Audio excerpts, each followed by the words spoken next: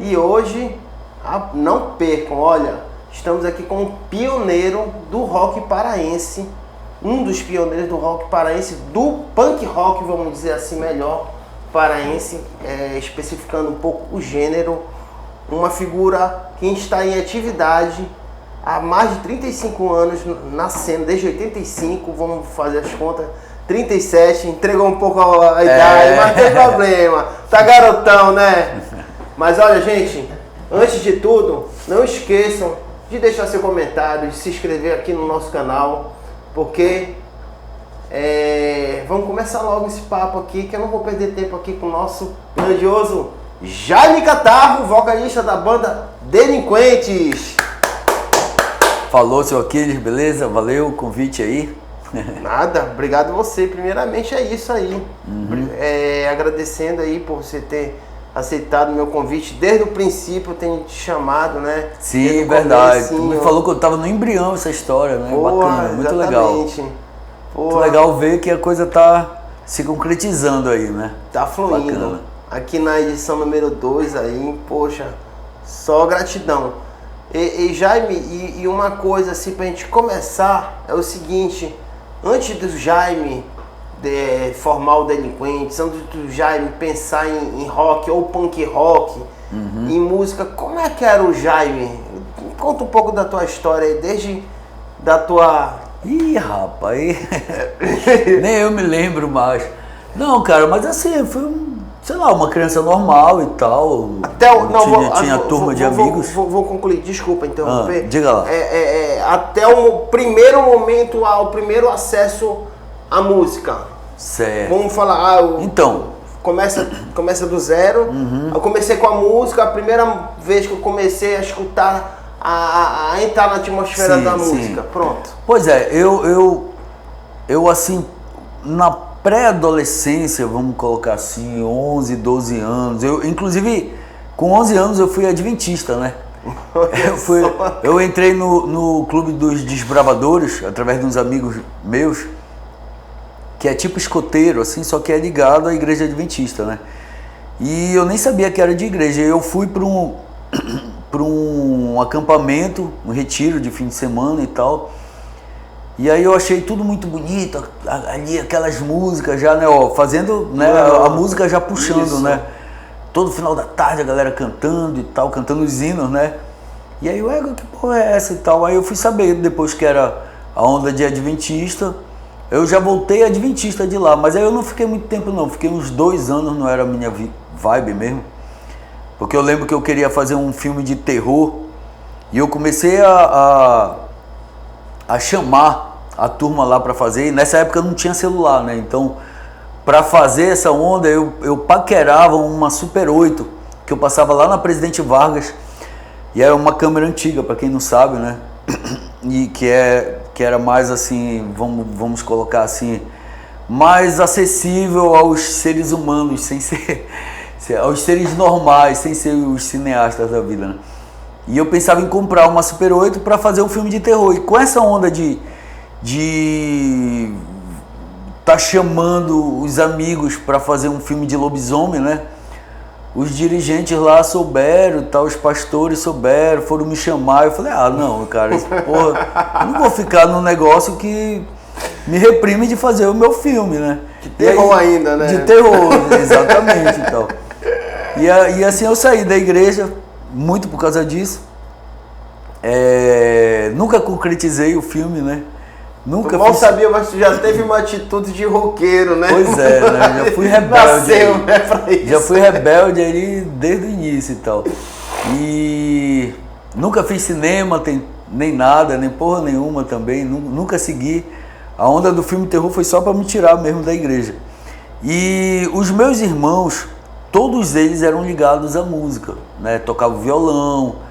A minha irmã era mais ligada ao MPB, mas ela, por exemplo, ela tinha toda a coleção de vinil, na época vinil, né? Não tinha CD ainda. Também peguei. Pois é, né? Ela tinha toda a coleção da Janis Joplin, por exemplo. O meu irmão também ele curtia aquele rock, assim, vamos colocar assim, mais leve, né? Que é que é os Stones, Pink Floyd, até Led Zeppelin. Eu acho que parava no Led Zeppelin. E ele tinha uma turma de amigos também, né? O meu irmão era um pouco mais velho que eu, né? Só 2 anos. E aí eu ficava só na toca, assim, né? Ficava só ali, galera fazendo rodada de violão, um bocado de maluco em casa e eu só assim espreitando, né? Meio que era cortado, desculpa, assim, Sim. por conta de ser um pouco mais novo, tu não se entrosava ainda na época, que eu Por ser era mais novo, né? É, eu era o caçula, Então, né? A minha irmã bem mais velha que eu e o meu irmão um pouco mais velho, mas ali era bem significativa a diferença. Sim, na época sim. É, porque, por exemplo, era 2 anos, mas ele já, eu acho que, sei lá, ele já tinha 16, 17 anos, eu tinha 14, 13, né? Eu era bem novo, aí acho que 12 ainda eu tinha. Mas ele já saía com os amigos dele e tal, tudo.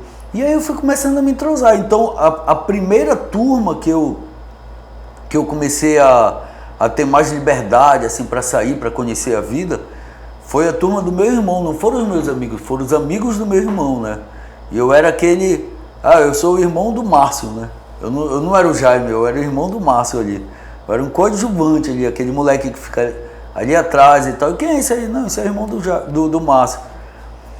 E aí eu fui absorvendo aquilo, né? Até quando que eu criei coragem para sair já com um amigo meu, que era lá do prédio, e a gente foi andando até a Gramofone, que era a loja de discos mais conceituada de Belém, né? A galera mais antiga conhece. E aí eu trouxe de lá o Iron Maiden e o AC/DC.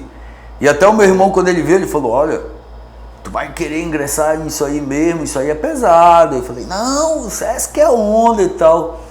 E daí foi, né? Daí, a linha. Daí eu cruzei, daí pra eu conhecer o punk e aí chegar onde eu tô aqui foi um passo. Mas assim, qual foi a tua primeira banda assim?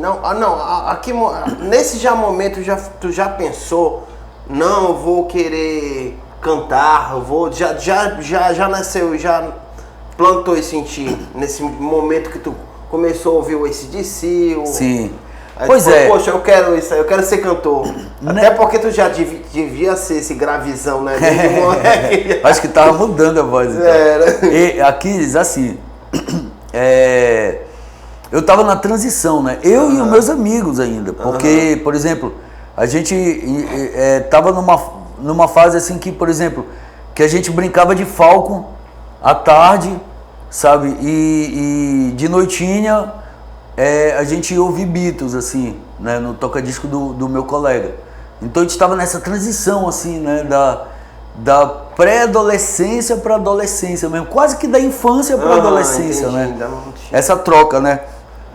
Então, por exemplo, num dia a gente descia para brincar lá embaixo com a turma do prédio. Então a gente ia brincar sei lá, de pira, de alguma coisa, sabe, eu ficar contando piada um pro outro e tal. E no outro a gente já tava ouvindo música e tal, então tava nessa transição, né? Nessas ondas, nesse período aí, a gente tinha até uma coisa de brincar, né? Às vezes a galera vê em filme isso, a galera pensa que não rolava isso, mas eu acho que era muito comum. Era a galera brincar de ter banda, né? Bateria de panela. Por exemplo, eu pegar a antena da televisão, né? Que era as antenas ainda, né? TV a tubo e tal, de tubo. Pegar a antena e era o meu microfone e o outro fazia alguma coisa, era a guitarra, e a gente colocava os sons e ficava e tal, aí pulava na cama, em cima da cama, em cima do sofá e tal, pá. E a gente, nessa onda a gente brincava de ser roqueiro, né, o disco inteiro. Nessa história, mas isso sempre eu achando, eu nunca vou fazer o que esses caras fazem, porque eu nem sei como é que faz isso. E aí teve uma onda assim que deu um start bacana na minha cabeça, cara, que foi um vídeo que a gente assistiu do The Clash. Esse vídeo é meio raro hoje, que é o Rude Boy, né? Na época em VHS, né? Que a gente pegou. E o Rude Boy conta a história de um hold, né? Um cara que começa a trabalhar com The Clash como hold, né? Como técnico e tal. E ele faz uma turnê com a banda. E aquilo ali, bicho, foi um divisor de água pra mim, porque quando eu vi o Joe Strummer cantando... Foi o The Clash, então, a tua primeira banda de punk rock que você atuou? Não foi a primeira que eu ouvi, mas talvez tenha sido a primeira banda que eu assisti um vídeo. Eu já tinha ouvido Ramones, Ratos de Porão e tal, e eu ficava, cara, o que é isso? Ah, não, isso é punk e tal, mas em fita, né? Mas em vídeo, eu acredito que tenha sido o The Clash. E quando eu vi aquilo, eu fiquei... Porque, por exemplo, nesse vídeo, tinha uma performance do Clash levando Police and Thief, né? Ao vivo. E não é como é no estúdio. Ele... Police and Thief! Aí eu fiquei... Égua, isso dá pra eu fazer, cara. Porra, isso... gritar eu sei, cara, sabe? Isso aí dá pra eu fazer, sabe? Aí ficou com aquilo, né? Então, mais tarde, né, quando eu fui já montar uma banda, aquilo ali já ajudou na minha, como é que diria assim, na minha possibilidade de dizer assim, porra, eu posso fazer o que eu quero, sabe? O punk não tem essa limitação, sabe? Vai lá e grita e tá bom, tá ótimo. Mas indo pra essa época mesmo aí, que você tá... você já frequentava a cena paraense do rock?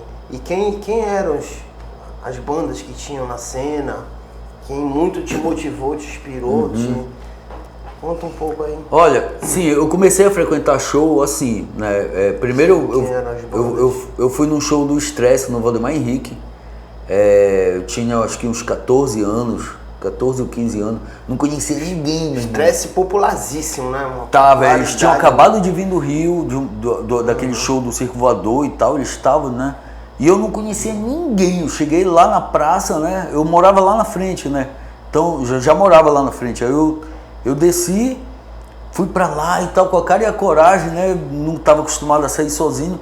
Cheguei lá, vi um bocado de gente assim, então todo mundo se falando, eu entrei, assisti o show, saí mudo, mas voltei assim, né? Pô, assisti um show de uma banda paraense, né? Deslumbrante, né, cara? Não tinha o YouTube pra ficar vendo esse tipo de conteúdo. Exatamente, não tinha.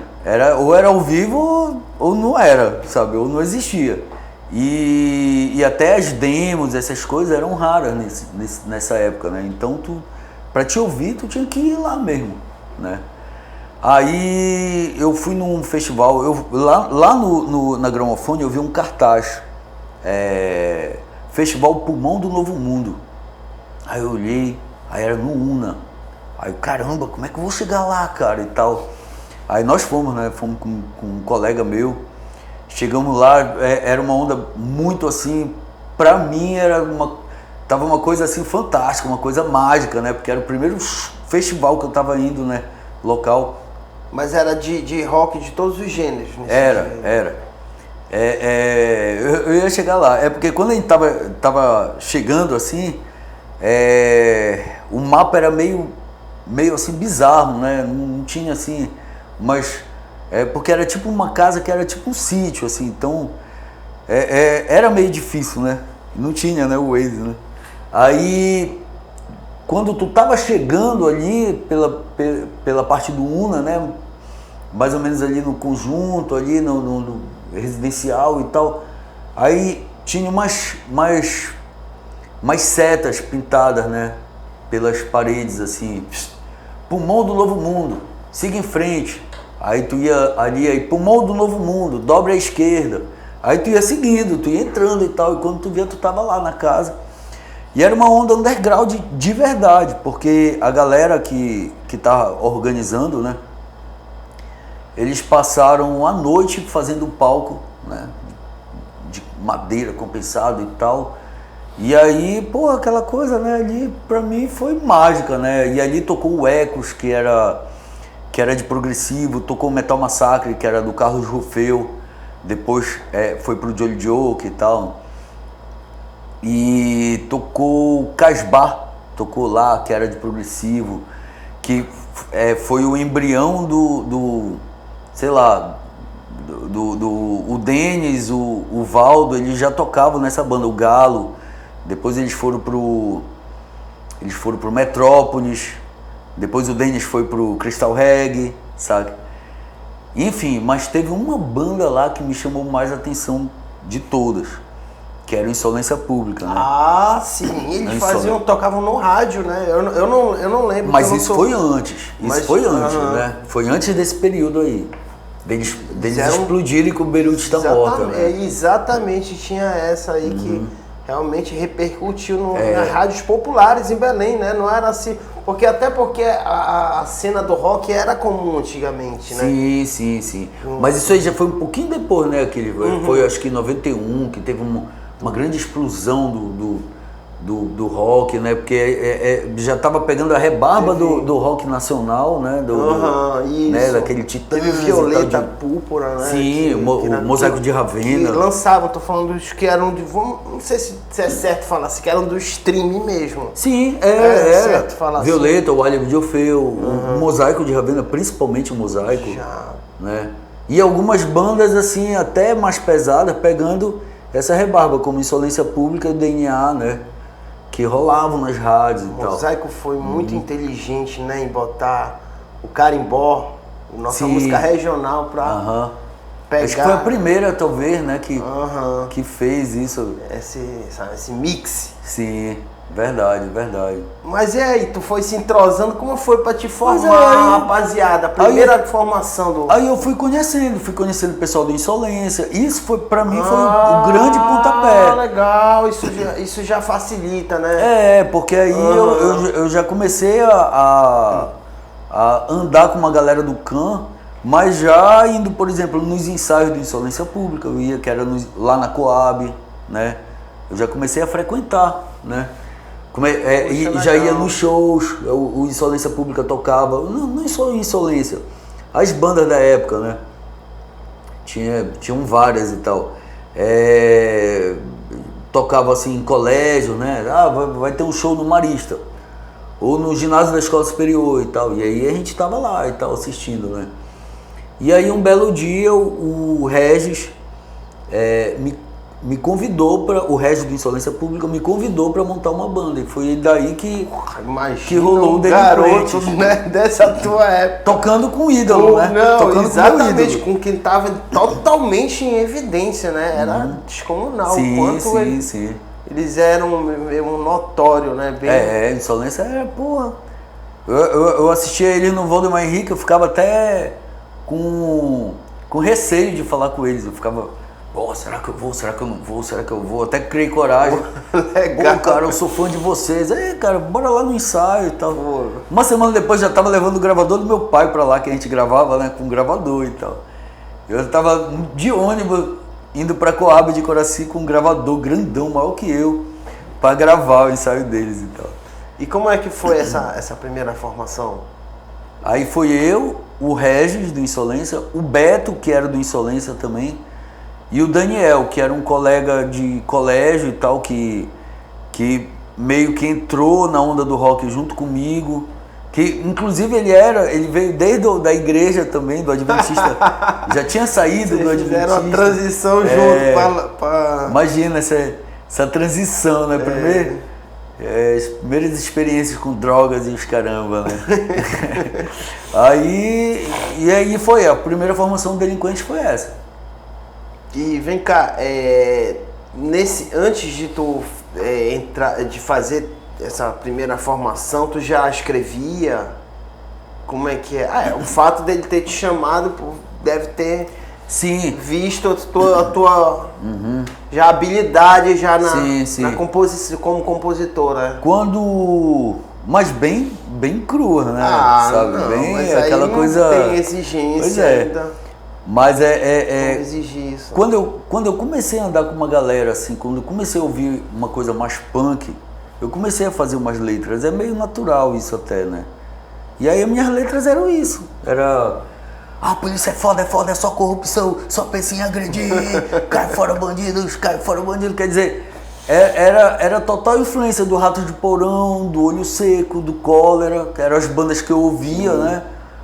Puxando para minha realidade, porque a gente era abordado mesmo nas ruas por causa do visual, a gente estava no período de pós-ditadura, né? Isso foi 85, assim. Então tava tudo muito recente, a repressão era muito grande. A gente já usava visual punk, né? Por exemplo, a gente colocava coturno e tal, jaqueta, e a gente ia para a Praça do Operário, mas mais de uma vez a polícia chegou lá e levou nossos coturnos, sabe? A gente teve que ir lá pro box que tinha lá no terminal rodoviário para tentar pedir de volta, senão a gente ia voltar descalço para casa, sabe? Então tinha essa... Para tentar, né? Conseguir. Para tentar. Uma vez a gente conseguia recuperar. E aí isso aí refletia nas letras também, né? Então era uma influência da nossa realidade que a gente via aqui, com a influência do Ratos de Porão, do que a gente ouvia, né? E qual foi a tua primeira música? Égua, cara. Ela chegou aí pra ser gravada? Sim, a gente gravou ela bem depois, em 2000, no primeiro disco. Era a primeira música que a gente levou, foi O Herói, que tá no Pequenos Delitos, né, lançado em 2000. Eu lembro que o primeiro show que nós fizemos, a gente fez uns 3 ensaios e tal. E essa música, quando a gente foi levar, né, que era a primeira música, né, pá, e tal, a gente tinha 3 músicas só, era tudo 3. A gente fez, com 3 ensaios, a gente fez o primeiro show, a gente tinha 3 músicas, e a primeira música a gente repetiu 3 vezes, porque a gente errava e voltava, e a galera já tava lá, porra, meu irmão, será que essa banda não vai sair? Não, cara, os caras já estavam agoniados lá. Mas foi legal, foi na Sacramento e tal, foi um show para amigos, né? A gente tocou junto com Insolência, com os Desesperados, que era uma outra banda punk que tinha aqui, com Efeitos Colaterais, que era uma banda também que até hoje existe, assim, ficou bem assim, como diria assim, bem no underground, assim, bem no gueto, assim, mas é uma banda que ainda existe até hoje. Tem músicas do Efeitos Colaterais que o Baby Lois, o Delinquente leva até hoje. Mas enfim, aí esse show aí foi assim, cara, foi bem na raça mesmo. E O Herói a gente leva até hoje. Pô, legal. E vem cá, a primeira demo que vocês gravaram, quais eram? Como é que era? Quais eram as músicas? Pois não lembro as músicas, mas a primeira demo foi uma ideia do Regis. Sempre o Regis era muito cabeça, assim. Junto com o Beto, lógico, né? Que é o irmão dele. Até hoje tá na ativa aí.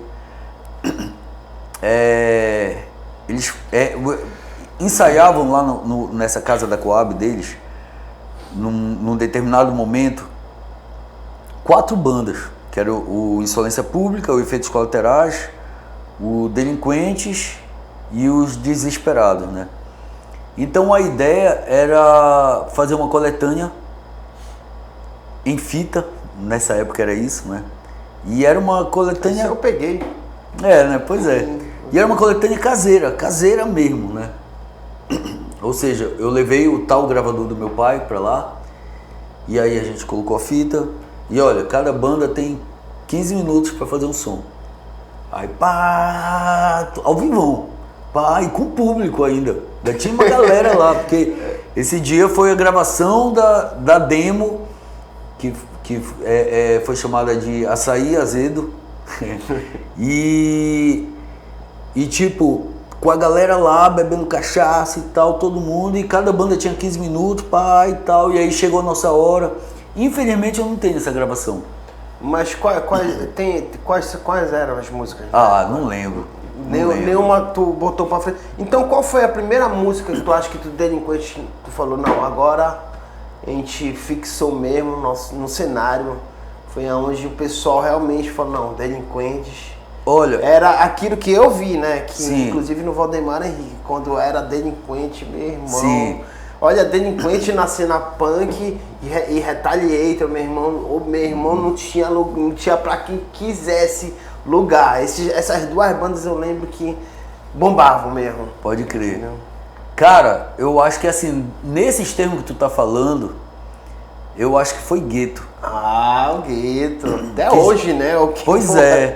Que a gente já foi pegar um pouco depois, foi em 88 que ela foi criada, já eu andando, porque a letra é varando as baixadas, passando por cima de ponte e tal. E é bem madura pra... Quantos anos você tinha nessa época? Aí eu já tinha acho que uns 19 anos, eu acho. Tava bem maduro essa. Sim. É uma letra até atemporal pra hoje em dia. Verdade, foi verdade. uma boa sacada. Que fala de desigualdade, né? Aham. Sim, vida no gueto no fim. E eu acho que foi a primeira música assim que eu vi a galera já cantar junto com a gente, realmente decorar, sabe?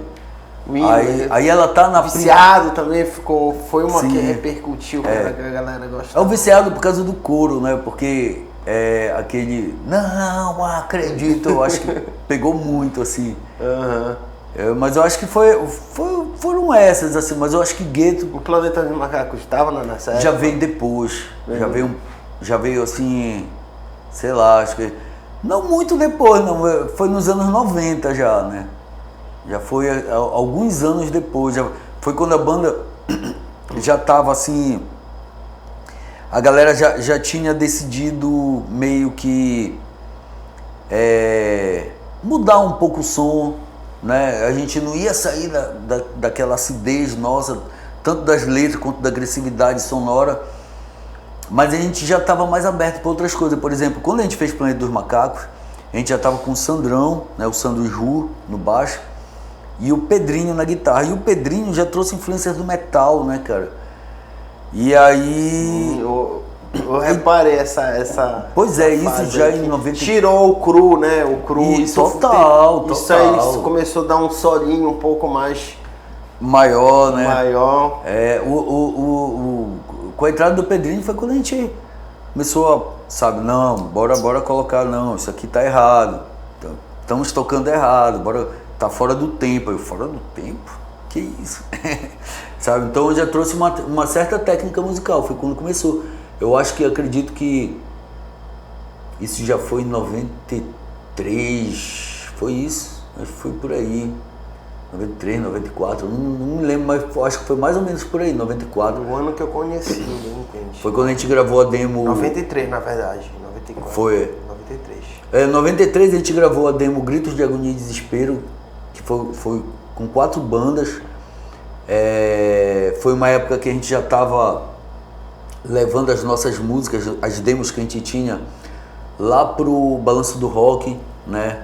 Porque eles falaram assim, galera de Belém, tragam, a gente já ouviu o programa, né? Moçada de Belém, tragam as suas gravações pra gente rolar no programa. A gente, na outra semana a gente tava todo mundo lá, eu, Zero, o pessoal, os punk da época, cada um com suas fitinhas, né? Olha, pô, cara, a gente é do movimento punk. Até hoje eu não esqueço, Aquiles, a receptividade. Eu nunca esqueço, cara. Até me arrepio, cara. Quando eu abri a porta lá da redação da Funtelpa, aí tava lá a Linda Ribeiro, o Beto Fares, a Linda Ribeiro se virou assim... Olha os punks entrando aqui na redação. Então, olha, receberam a gente assim. Cara. Então até hoje eu não esqueço dessa receptividade, sabe? Aí deixamos as demos. E com essa onda de rolar as nossas músicas na rádio, isso acabou incentivando. Lógico, dentro de um programa específico, que era o Balanço do Rock, né? Que era sábado à tarde que rolava. Tem até hoje. Tem, mudou de dia, é quarta agora à noite. Olha só, cara, que chatice. Tu tem que ouvir, tem que voltar a ouvir. Noite, poxa. Não é mais o Beto Fares. Não é, com Raul Bentes mas tem aquela vinhetinha até hoje, né? Eu ouvi um tempo desse, eu botei meio que aleatório, ouvi, né? Balanço do Rock, até hoje. Legal. Que é a música do Ozzy também, né? Um trecho da música do Ozzy. Verdade. É o Raul Bentes que leva hoje, né? Então, aí, como a nossa música tava rolando na rádio, isso já incentivou a gente bora gravar, né? E aí juntou 4 bandas, foi Delinquentes, Anomalia, Contraste Social e Gestapo, que depois virou Ato Abusivo, até hoje nativa. E aí nós fizemos uma coleta e gravamos uma demo. Pig Malaquias, eu acho, nesse Gestapo, não era? o mais magrinho? Não. Tinha um que faleceu. Sim. Um que tocava no Gestapo, Sim, não era? sim, Ele sim, não tocava? sim. Não, verdade, verdade. Eu tenho. Não, tu tem razão. Não, memória, lembrança. Na última fase da banda como Gestapo, o Márcio do Pig Malaquias, isso. irmão do Léo que faleceu, né, no acidente de carro, o Márcio participou da banda, realmente, junto com o Ulisses, que é o Mamute Stamp, que faz estampa de camisa até hoje e tal. Realmente, o Márcio participou. Tu puxou um bom link aí. Essa memória. Muito essa pré-adolescência minha. Eu comecei agora. A entrevista não é comigo, mas eu vou falar um pouquinho, né? Foi meu pai, não trabalhava com. Eu já ouvia rock aqui em casa, né? E o meu pai trabalhava com o Bruno do DNA. Acredita? Quase na mesma sala que o Bruno. Aí meu pai falou: pô, tem um vocalista de uma banda de rock, você quer ir no ensaio? 1992. Caramba! Eu fui no ensaio e falei: eu não quero sair daqui. Aí eu comecei a ir pra show do Valdemar Henrique sozinho durante muito tempo. Sim. Até me entrosar foi em 94, levou um tempo pra me entrosar um pouco. Isso eu acho que o DNA tava meio que no auge, assim, né? Tava, né? Porque tinha DNA, aquela Meryl City, né? Isso, mas teve uma formação primeira, né? Antes do Bruno. Teve. Era só o japonês, até esqueci o nome do japonês. Teve com o PP, eu não me lembro quem era o vocal. Sim. Tinha um Sidney, total, baixo. Aham. Sempre mudou o DNA. Teve um figura importantíssimo até, antes do Bruno, foi o Fernando Souza. Foi do Metal, na época do Metal City, Era o Fernando Souza. O Fernando Souza, ele agitou muito aqui a cena local. Ele tinha um fanzine, que era o Metal Guardian, e ele foi para São Paulo, aí virou redator-chefe da Rock Brigade. Porra, olha só que nível chegou. Eu acho que até o final, eu acredito, da Rock Brigade, ele tava, nem sei se já também, não sei se estou falando besteira, não sei se de repente desiste a revista, né? Mas eu acredito que não. Com certeza não. Com certeza não.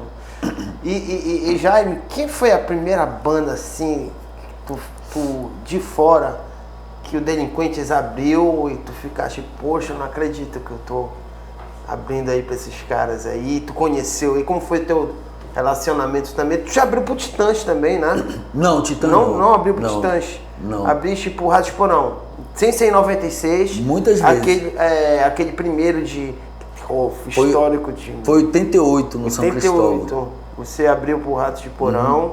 Eu acho que foi eles, a primeira banda assim grande que a gente, de fora que veio, que a gente, né, porque o Delinquentes era muito underground ainda nessa época, né? E aí Mauro Seabra do DNA, ele tava começando a entrar nessa vibe de produção, né?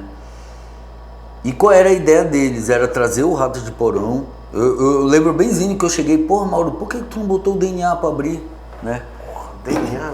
Aí ele falou, não, pois é, tem a disparidade de estilo, mas nessa época não era tão assim, era muito próximo, o metal do punk aqui em Belém era tudo uma coisa só, assim, quase, né? Tinha as diferenças, mas quando rolava tava todo mundo ali, palgando e tal, fazendo a dança punk, batendo cabeça, todo mundo junto. Como é até hoje, né?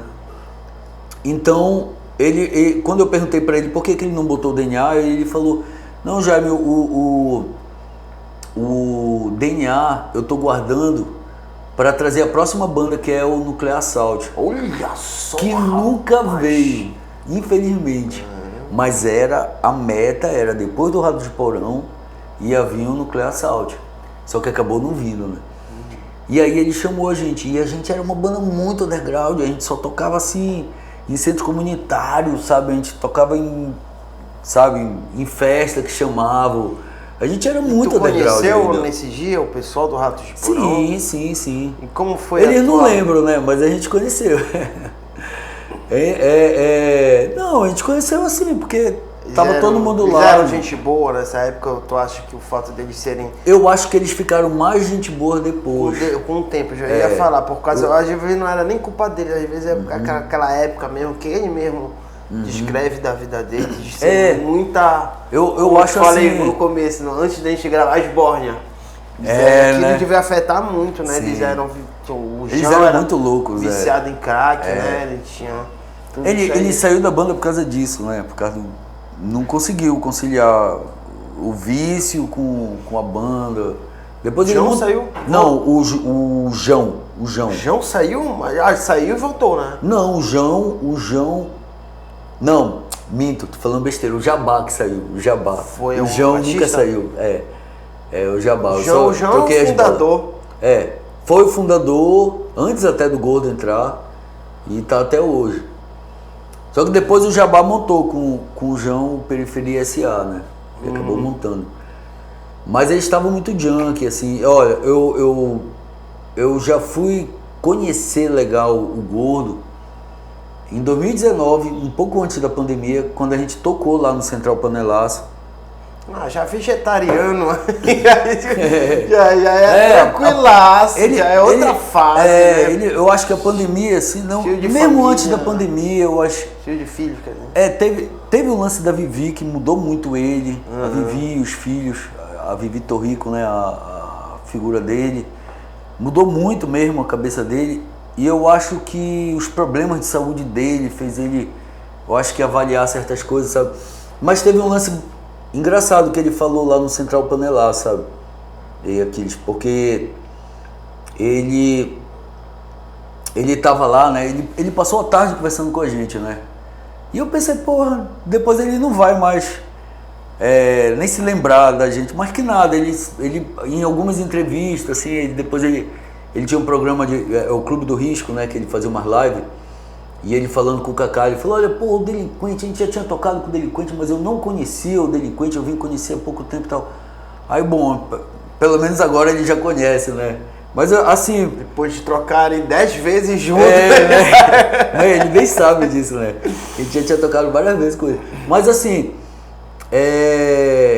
tem também assim, o cara muda um pouco com o tempo e tem também...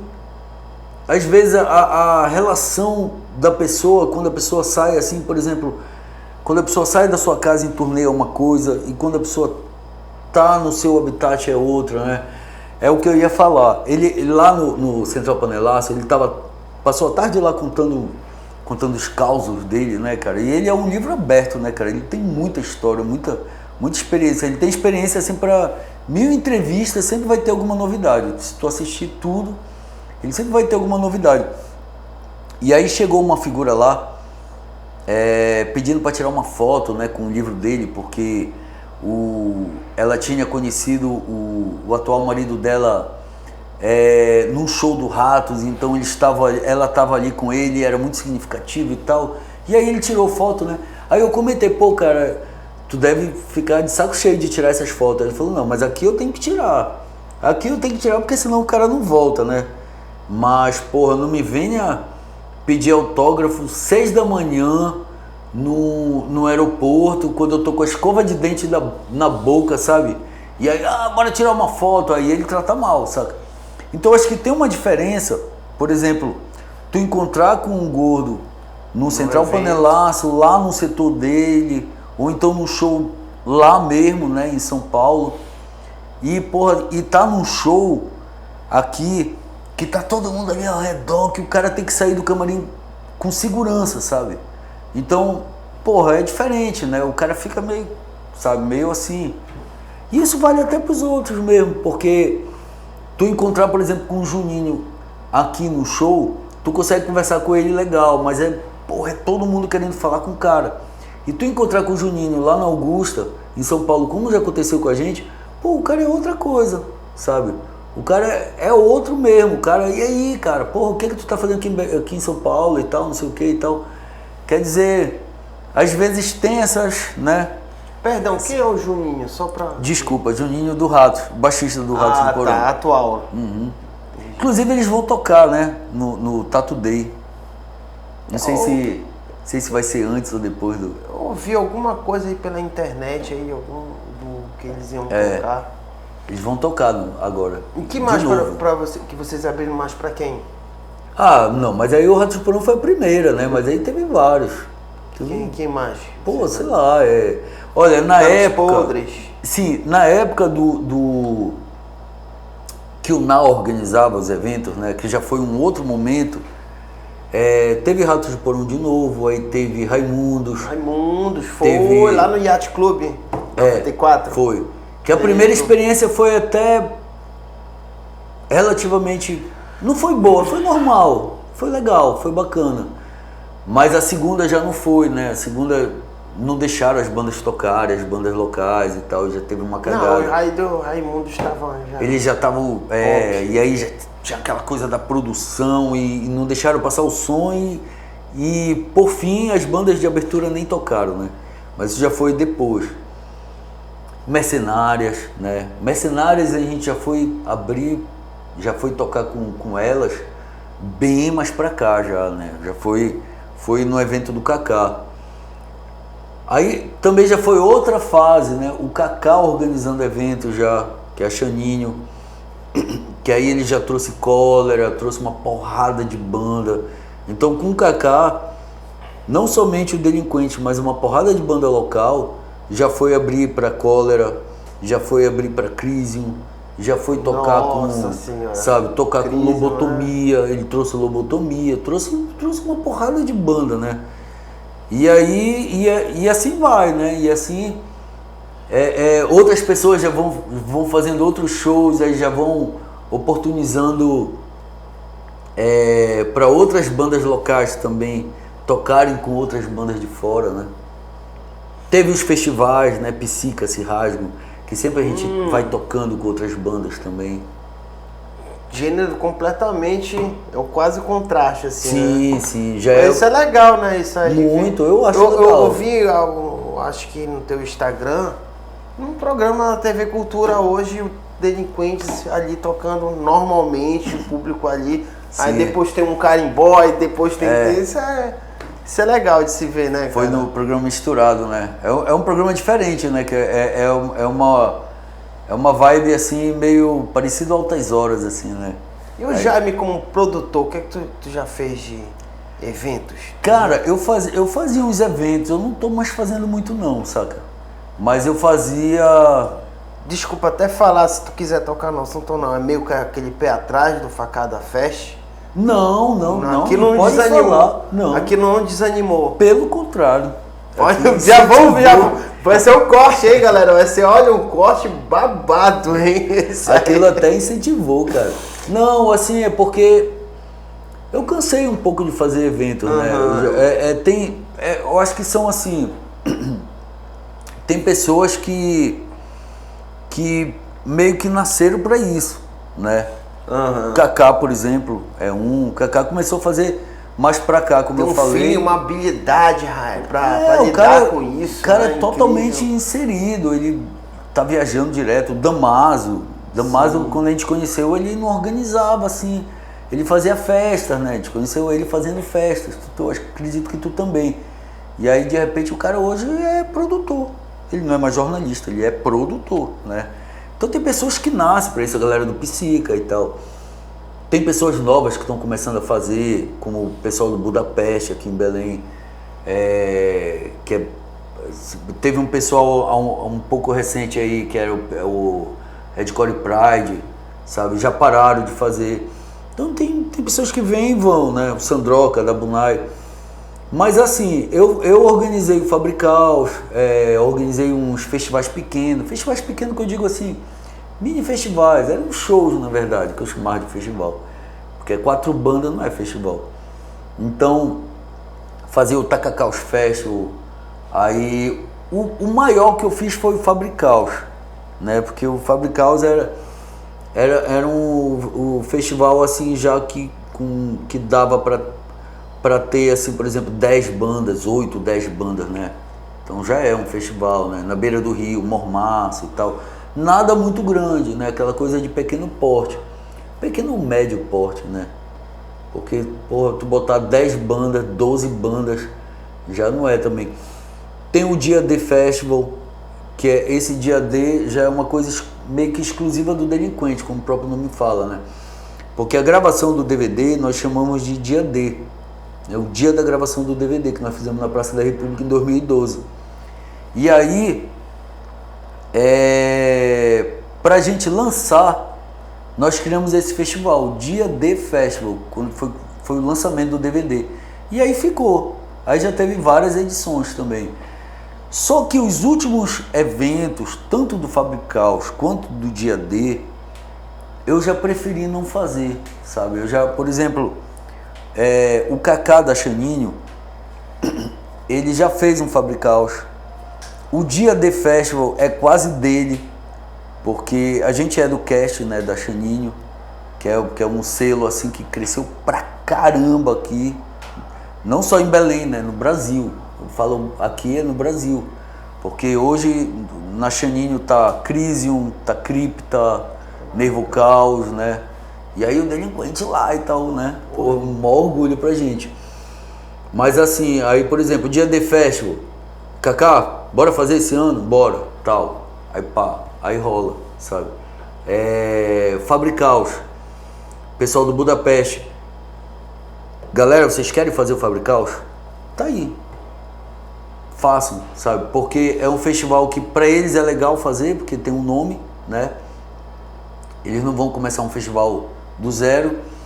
E pra mim é legal porque o nome fica na ativa, né? Mas eu não tenho mais saco assim pra ficar lá o dia, pô, meu irmão, o som, cadê o som? Pô, a passagem de som, meu irmão, olha o tempo, meu irmão, olha aí e tal, sabe?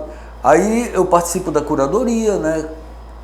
Chamando algumas bandas e vou pra lá curtir, sabe? É tua especialidade. Eu vou tocar e vou curtir, cara. Eu quero estar no camarim confraternizando com a galera. Eu não quero estar no camarim. Ei, meu irmão, ó, falta 15 minutos pra vocês subirem no palco, saca? Isso eu delego pra outras pessoas mesmo, assim, que é melhor. Mas uma coisa, não é tão pessoal, né? Isso aí é uma coisa, curiosidade minha e eu acho que de muita gente que mora aqui no Brasil, que é o seguinte, é muito difícil viver só de banda, né? Tu fazes alguma coisa paralelo, tanto com isso, você tem estúdio, o que é que você faz para ter uma rendinha a mais? Sim, pois é, não é rendinha a mais, é a renda mesmo. É a renda mesmo, porque a banda... Então tu é 100% só do Delinquente, vivendo do Delinquente? Não, é o contrário. A banda, ela se autossustenta, né? Sim. Ela se autossustenta, né? A gente consegue alguma grana e tal, tudo. Patrocínio. Mas, por exemplo, a verba, geralmente, a não ser que não tenha nada programado, mas sempre tem alguma coisa, a renda do Delinquente, né, seja um edital ou cachê de show, alguma coisa, ela é voltada para a própria banda, né, para investir nas passagens, né, para a gente poder viajar, para investir no próximo lançamento, né, nas próximas gravações, né. O que eu vivo, né, a minha renda mesmo, né, o meu trabalho é o Fábrica Estúdio. Ninguém vive da Delinquente, ninguém vive da... Nenhum. Eu e o Paulinho... Você aluga lá para o espaço pessoal? Sim, para ensaiar. Eu e o Paulinho, Bigfoot, o atual guitarra, a gente vive de música, né? A gente vive de música. Mas a gente tem bem consciência que o Delinquente é uma ajuda, né? Por exemplo, na pandemia, ainda rolou. A gente chegou a tirar, na pandemia a gente conseguiu uns editais, né, uns Aldir Blanc e tal. E aí, como estava tudo parado e a gente precisava, a gente dividiu o dinheiro. Então, mas a gente não vive da Delinquente, né? O Paulinho vive tocando na noite, ele faz gig, né, tem 1000 bandas. E eu tenho Fábrica Estúdio, né? Então eu vivo do estúdio, né, que rola gravações. Não sou eu que faço gravações, é o Cleber. Pelo menos está na atmosfera, né, que tu vive. Eu vivo de música, não do Delinquentes. Isso. O Fábrica foi o que me permitiu viver de música. A gente rala, né? A gente não vive bem, mas a gente sobrevive bem.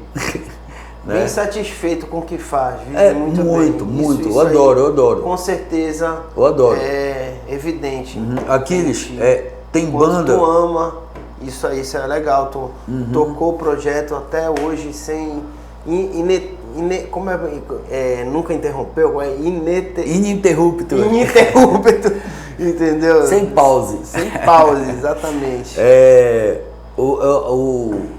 Tem banda de domingo a domingo, segunda a segunda, né? Legal, cara. Então assim, domingo eu adoro acordar cedo para ir pro estúdio.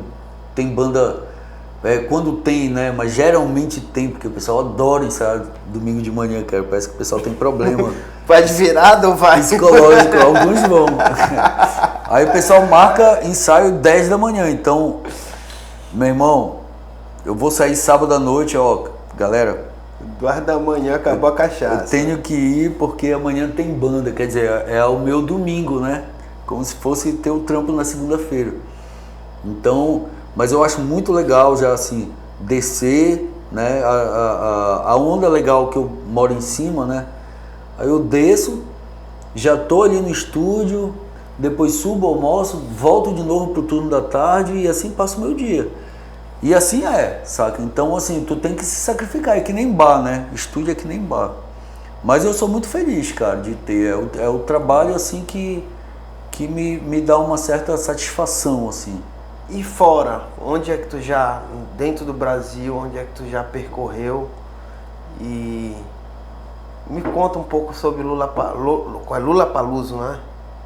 Lula, como é? Lollapalooza? É Lollapalooza? Lollapalooza? É Lula? Como é o nome do evento? Qual é o festival que tá falando? A gente nunca tocou no Lola, não. Nunca tocou no Lola? Não, Tá, não, no Lollapalooza não. Quem tocou foi o Molho Negro. Eu acho que foi a única banda de rock paraense. Lollapalooza. Desculpa falar assim, é que eu confundi mesmo. Porque teve um festival, eu não sei se tu procurou e de repente tu viu, teve um festival underground, que é um festival de... Vocês tocaram no Lollapalooza. Tá, exatamente. É um festival underground grande. mesmo. Não, festival underground, festival independente underground mesmo, festival de Rio Preto, né? Interior de... Rio Preto, é isso.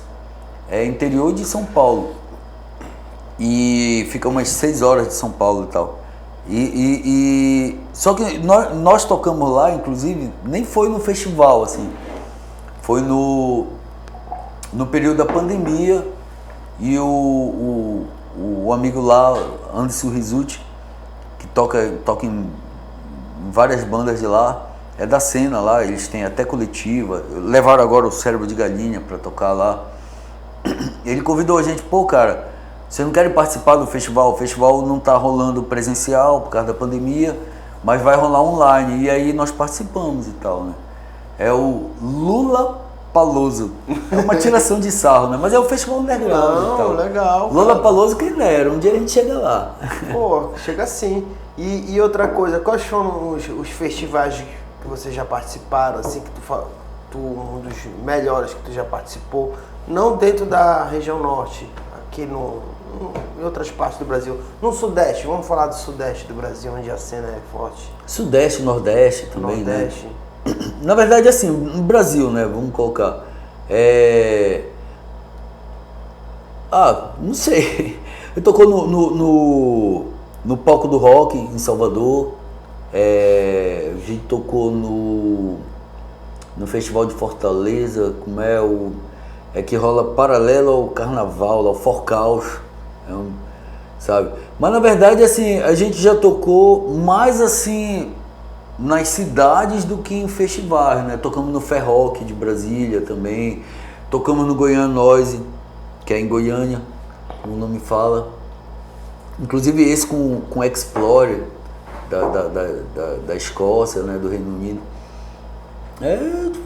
Mas aqui mesmo do norte eu acho importante a gente não excluir, sabe? Porque, por exemplo, nós tocamos em festivais muito legais em Manaus, né? Manaus foi Amazonas Rock Festival, tocamos no Quebra-Mar de Macapá, que foi muito porrada.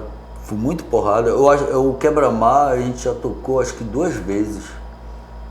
Não, nós tocamos uma no Quebra-Mar e uma no Grito Rock lá também.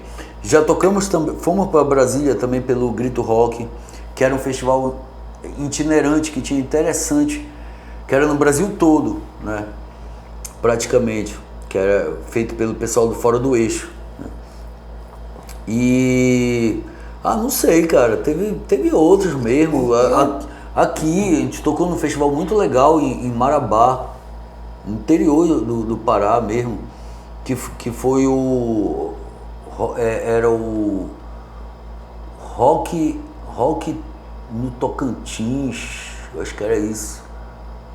Rock Rio Tocantins, eu acho que era uma coisa assim. Que era, pô, foi bem legal, assim, na praça lá e tal. E foi lá que a gente conheceu, por exemplo, o pessoal do Cérebro de Galinha. Só que nem era o Cérebro de Galinha ainda. Eu acho importante também essa coisa, assim, tu explorar o Pará também, sabe? Então, por exemplo, a gente vai para São Paulo, toca lá, né? Como a gente foi em 2019, a gente já tinha tocado antes em São Paulo. Mas é interessante tu desbravar aqui também, né, cara? Então, por exemplo, tu tocar em Primavera, né, o Eco Rock que eles fazem lá, tocamos em Capanema, né? O Pará, ele é riquíssimo também. Incrível, né, cara? Tem um público legal. Cara, a gente tocou em Capanema. Quanto menos espera, tu... Isso. E tem uma cena. A gente, o último show antes da pandemia nosso não foi em Belém, foi em Altamira, saca? E foi um show bem legal lá, cara, foi bem bacana, a gente nunca tinha ido pra Altamira. E um pouco antes também da pandemia, nós tocamos em Capanema, e foi uma coisa mágica, assim, porque tinha um público muito legal, nós conhecemos bandas boas lá, como por exemplo Costa Larga, que é de lá, que faz um hardcore assim furioso, tem um pessoal de rap lá, tem uma cena maravilhosa lá. E nós tocamos como se fosse num sítio, sabe? A coisa mais louca do mundo, o palco ficava aqui, aí tinha tipo uma escada aqui. Como era pequeno aqui, eu fiquei o show todinho na escada, saca? E a galera aqui embaixo, no meio das árvores, assim. Foi uma coisa muito fantástica, cara. Eu tô doido pra voltar, saca? Isso em Capanema. Quer dizer, a galera não acha que não tem muita coisa, sabe? Quanto tempo? Já tem uma hora? Tá, vou fazer a penúltima aqui pra ele. E Jaime, onde tu acha que é o grande público teu fora Belém, assim? Até onde eu sei, Maranhão, o pessoal canta contigo as letras, né? Uhum. Você é o Maranhão, um público assim, que mais é fã do Delinquente? Olha, eu não sei te dizer. Eu acho que em todo local que a gente for, vai ter uma galera assim que conhece, né? Mas o Maranhão tem uma...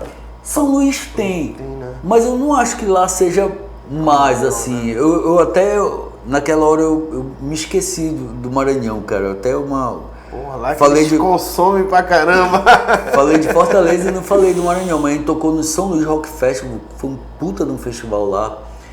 Mas eu falo no sentido deles consumirem bem e entenderem. Uhum.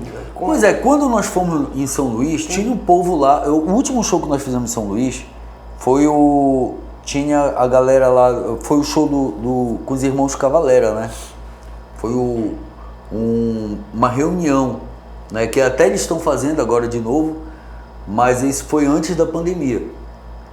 E tinha aquela galera lá na frente do palco e tal, cantando as músicas e tal. Mas não é só lá, quando a gente vai em Macapá rola... Cara, olha, rolou uma coisa muito curiosa em São Paulo. Quando a gente foi tocar em São Paulo, a gente teve contato lá com o pessoal do Casa Punk, que é uma galera punk assim das antigas. E a gente descobriu antes de ir, no caso, que eles levavam... Eles têm duas bandas punk lá, né? Eles são aquela galera punk mesmo, assim, moicanão e tal, que é uma como se fosse assim, é um estilo, né? É o raw punk, né?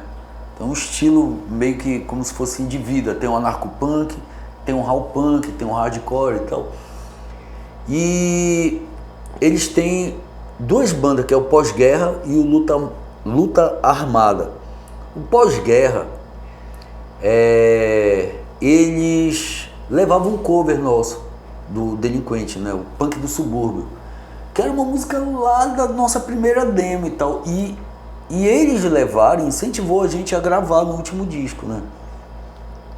Pois bem, quando nós fomos para lá, em 2019, né? Aí nós fomos conhecer pessoalmente eles, né? Nós fomos lá na casa, que é Casa Punk, que é um estúdiozinho que rola shows, caramba, convivência lá, é toda uma onda. E a Márcia, né? A Márcia com o Jaca, né? Que é um casal. Cara, eles falaram pra gente da importância da primeira demo nossa, Infecto Humano, que era de 88. Então essa demo circulou lá, cara, eles contaram coisas absurdas assim da demo, da importância dessa nem demo. Tu tem lá. Mais, eles têm, né? Não, mas aí tem uma história, cara, não, tem uma história aí. E aí a gente ficou assim, cara, bicho, sabe, aí que a gente vai ver, e eles cantando as músicas lá, né, e tal. Cara? Se for procurar no YouTube, tem um mini doc de São Paulo nosso que a gente fez, e tem a nossa tocada lá no Central Panelaço, né, do João Gordo, e que a Márcia participa, né? Ela canta com a gente essa música, sabe? E a galera lá pirando e tal. Então, porra, pra gente isso é uma satisfação enorme, né? Então, assim, eu acho que aonde a gente vai tem, mas são nichos, sabe? Não é aquela galera assim cantando.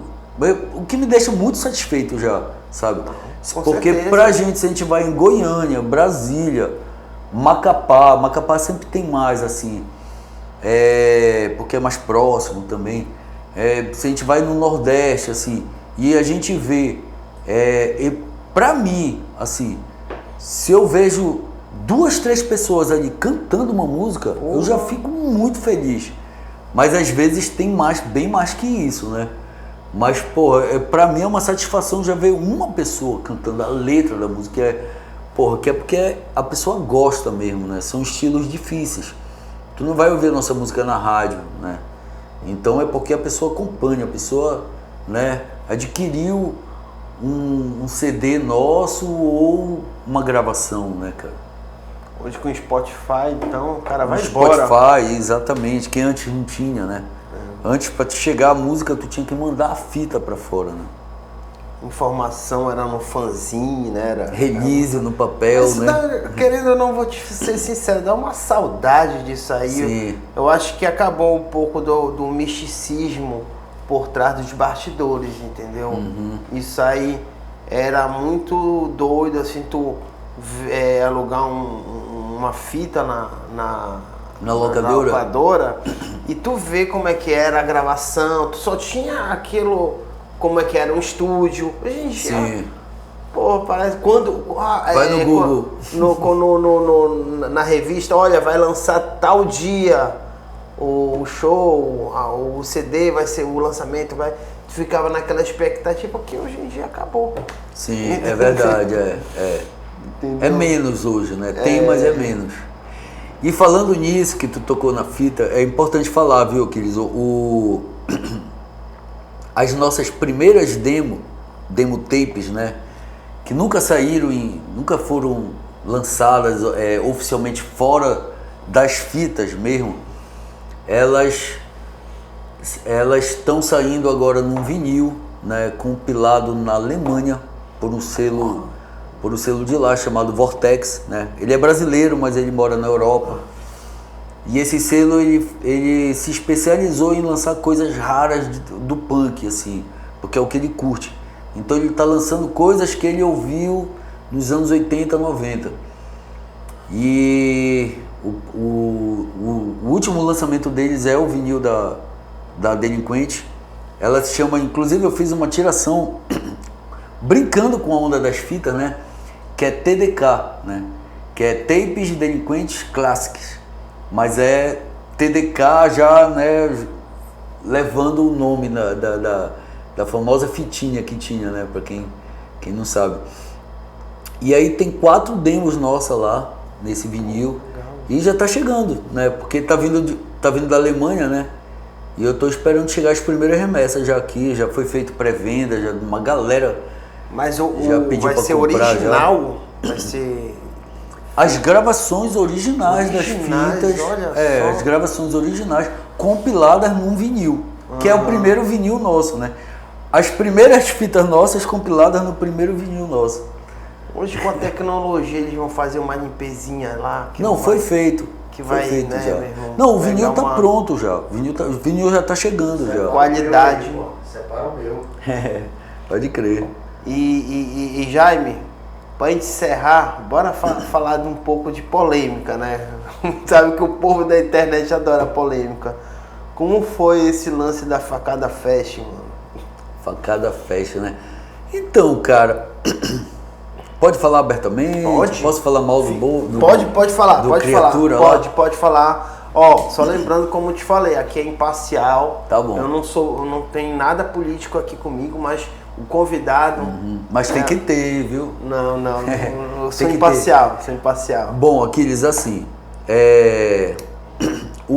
tava tendo uma movimentação lá em São Brás de festivais, tava tendo uma galera organizando eventos lá, que veio desde a batucada, né, tava rolando, deve ter ouvido falar nas famosas batucadas que rolava dia de sexta, né, eles se revezavam entre o mercado de São Brás, né, e a Praça da República. Dessas batucadas começou a virar uns showzinhos lá, né?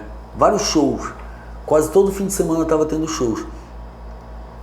E aí eu com o pessoal da banda, né? A gente, porra, cara, tá rolando uma movimentação bacana lá em São Brás. Bora tocar numa onda dessa, bagaceira, assim, pá. Porque era uma coisa, sabe, caixa amplificada, ou então era um som, mas era um som precário, sabe? Bateria, às vezes, sabe, aquela coisa que é banco do bar mesmo, sabe? Para o assento do banco da bateria, uma coisa underground. Às vezes não tinha nem prato e tal. Mas aí a gente, pô, bora tocar numa onda bagaceira lá em São Brás, assim, porque tá rolando uma efervescência cultural legal lá, bora. E como o pessoal tava ensaiando lá no estúdio, eu cheguei para uma das bandas lá e eu falei, cara, a gente quer tocar num evento lá, só que a gente quer tocar no Facada Fest, que era o mais conhecido, né? Aí porque tinham vários, né? Tinha rock contra a homofobia, sabe? Era sempre com algum tema, né? Era rock a favor da educação, alguma coisa assim, hardcore pela educação, sempre algum tema.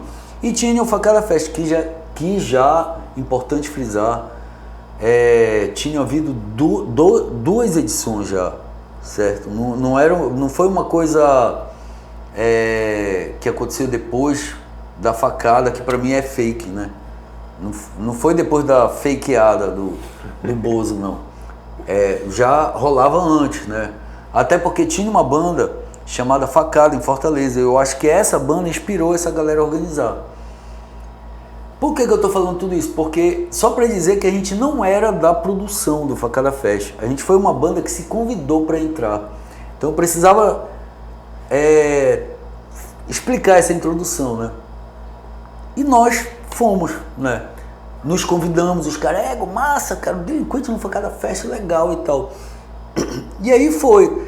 Só que aí, quando começou a divulgar o evento, que nós chamamos o Paulo Vitor para fazer, na verdade o Paulo Vitor também se voluntariou para fazer.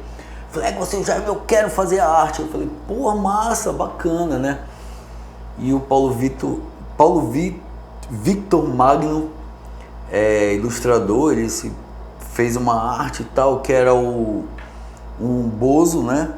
Um palhaço Bozo, empalado num lápis, já fazendo alusão à questão da educação, porque tinha acabado de vir dessa manifestação toda, dos cortes da educação, tudo e tal, e era empalado num lápis, né? Só que aí teve a faixa presidencial, né? Nossa, aí que nasceu Aí gerou a polêmica, porque aí o deputado Peruquinha, né? ele postou, né? Ele postou, e quando ele postou, eu lembro benzinho, Aquiles, eu tava vindo do Maranhão. Ele postou no Instagram, no Twitter? Eu acho que no Twitter. No Ele postou, isso é uma sem vergonhice, isso tem que acabar. Eu tava vindo de São Luís quando eu vi isso. Quando eu vi o post dele, eu falei, cara, isso vai dar merda. Isso vai dar merda. Eu mostrei pra minha esposa, pra Melissa do lado. Ele tava vindo de ônibus de lá. Eu falei, olha a cagada. Olha a merda que isso vai dar. Depois disso, o Bananinha, né?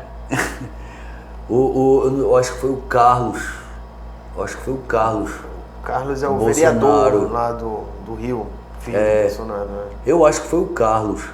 Aí ele postou também, né? No Twitter, né? Isso é uma sem-vergonhice, isso tem que acabar. Facada Fest. Homenageando a facada e tal. Nem era, porque a gente nem acredita que houve. Se tu perguntar para qualquer pessoa da produção do Facada Fest, ninguém, nem os advogados nossos acreditam, sabe? A gente não acredita que houve facada. Mas enfim, isso aí já é outro assunto mais polêmico, maior. Até porque a facada, o nome da Facada Fest veio antes da facada. Veio antes. A banda que influenciou de Fortaleza já existe desde não sei quando. O primeiro Facada Fest foi antes, sabe, dessa história e tal. Mas enfim, aí ele... Deu merda. Deu porque as autorizações para lá, que sempre tinham os eventos lá, né? Mas aí, para esse, não rolou. Esse, fecharam todas as portas dos eventos lá, para se fazer lá em São Brás. Todas as autorizações que tem lá, tudo fecharam. Fora os boatos que diziam, que a gente tem amigo, assim, por exemplo, que é da polícia, que falava assim, olha, não, cara, o pessoal tá falando lá que eles vão descer lá no dia e o Peruquinha lá falou, olha, cara, tudo menos ter esse festival. Não pode rolar esse festival. Então, aí a gente vamos fazer no local fechado. Tentamos fazer. No mesmo dia que ia ser lá, nós passamos pro Centro Histórico. O Centro Histórico estava com um problema lá tinha alguma coisa não autorizada, algum probleminha lá. Coisa besta, sabe? Era alguma autorização que faltava dos bombeiros e tal.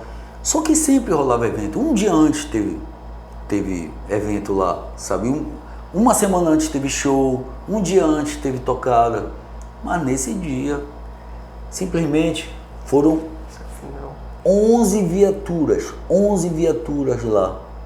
11 para barrar um show num local fechado.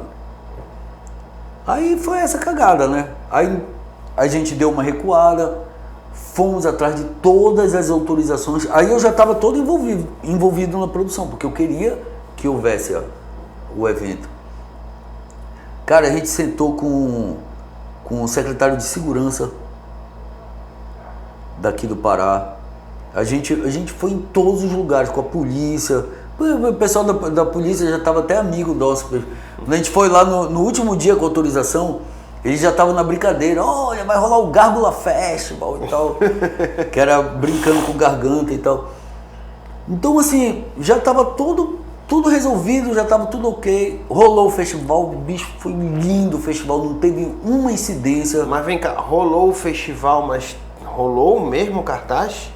Foi o mesmo cartaz. Nossa! A gente fez Facada Fest 3, porque esse era o 3, né? 3.2. Né? Agora vai, ainda tinha assim, agora vai.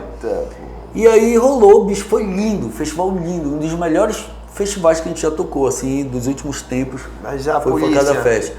A polícia tava lá, passeando com metralhadora e tal, mas... Tinha que fazer tudo, né? Toda vez que chegava, a gente tava lá cheio de autorizações e tal. A gente estava com advogados, com até promotor público estava lá com a gente e tal. Foi lindo, maravilhoso. Aí quando foi alguns meses depois, né? 4 dos organizadores, 4 ou 5, receberam a intimação para comparecer à Polícia Federal por causa do inquérito, né? Que estava sendo aberto. E tá rolando até hoje, né? Mas a gente tem os advogados legais e tal, tá numa instância bem mais fraca agora. E qual é o artigo? Cara, incitação à violência, por causa do nome facada, injúria, injúria ao presidente, cara, injúria, para um presidente que solta injúria pela boca todo dia, saca? São coisas absurdas, assim, coisas absurdas. Mas a gente tá bem assessorado, inclusive queria mandar um abraço aqui pro Adrian, pro Marco Polo e pro Pedro Cavalero, que são os nossos advogados, que estão na causa, sabe, defendendo a gente. É músico também? Não, Pedro... tem o Pedrinho, tem não, o Pedro. Não, mas é o Pedro Cavalero, eles são dos direitos humanos, ele e Marco Polo. Entendi. E o Adrian, Adrian Silva, ele é professor também, né, da área. Então, assim, os caras são advogado criminal e tal, então os caras são, assim, muito bons, né? E estão fazendo, assim, mesmo na raça para ajudar a gente, assim, abraçaram mesmo a causa. E eu só queria deixar também aqui para terminar essa história, que eu acho um absurdo isso que está rolando, porque afinal nunca tinha acontecido em nenhum governo, sabe? Nós não pegamos a época da ditadura, né? Nós pegamos já o pós, né? Então nem PT, nem FHC, nem o próprio Temer, nunca havia acontecido isso, por exemplo, com um simples show, sabe? A gente sempre fez protesto desde os anos 80. Então, para acontecer isso é um sinal de que alguma coisa está muito errado, sabe, no nosso país, na nossa cultura, né? E é isso que eu queria falar. Tá. Obrigado, Jaime. Valeu mesmo. Poxa, maior Falou. satisfação mesmo. Tem que voltar a aparecer nos shows, hein, cara? Tá, vou voltar sim. Então, e aí, galera, obrigado aí pela audiência aí, entendeu? E vamos lá fazer a nossa inscrição, comentem lá o que é que vocês acharam desse bate-papo. E vamos estar lá no YouTube e no Spotify também, tô fazendo essa transmissão. Beleza? Obrigado aí, até a próxima. Valeu, Jair. Falou, meu irmão. Valeu. Obrigadão.